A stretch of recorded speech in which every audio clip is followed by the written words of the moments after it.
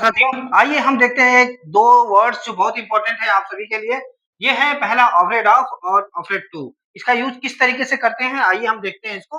तो कहता है इसमें रूल जो कहता है कि अफ्रेड ऑफ के बाद कोई नाउन आता है। अफ्रेड ऑफ के बाद क्या होता है? कोई नाउन होता है। यानी बता रहा है कि फ़ियर ऑफ थिंग्स यानी कि जो अफ्रेड का मतलब होता है वो डर होता है और वही बता रहा है कि चीज़ों से जब डर लगता है तो वहाँ पर क्या होता है? अफ्रेड ऑफ का प्रयोग किया जाता है। और यहाँ बता रहे हैं अफ्रेड टू यानी इसके बाद कोई वर्ब आती है अफ्रेड ऑफ डूइंग यानी कोई काम करने के लिए काम करने से जो डर लगता है तो अफ्रेड टू का यूज करते हैं। ओके, इसी तरीके से हम देखते हैं आगे।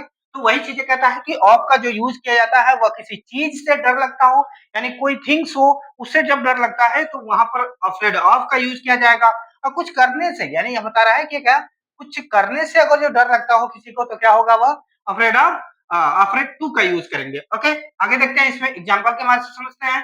तो कहता है he is afraid to dog यानी कि अफ्रेड टू डॉग। यहाँ डॉग बता रहा है कि थिंग्स है और यहाँ पर क्या है उसके लिए क्या किया गया? अफ्रेड ऑफ का यूज किया गया। उसी तरीके से डॉग बताया कि कोई थिंग्स है कोई चीज है इसलिए अफ्रेड ऑफ का प्रयोग किया गया।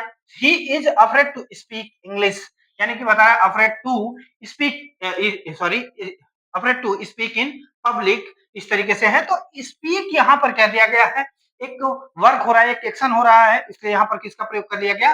टू का यूज कर लिया गया। इसको शॉर्ट क्विक में देखेंगे अगर जो तो देखते हैं कि ऑफ के बाद क्या जस्ट कोई ऑब्जेक्ट होता है तो उससे पहले अफ्रेड ऑफ लगाएंगे। कोई एक्शन हो रहा है कोई कार्य हो रहा है तो उससे पहले अफ्रेड टू लगाएंगे। ओके, इसी तरीके से और भी चीजें जो कुछ भी है आप कर सकते हैं।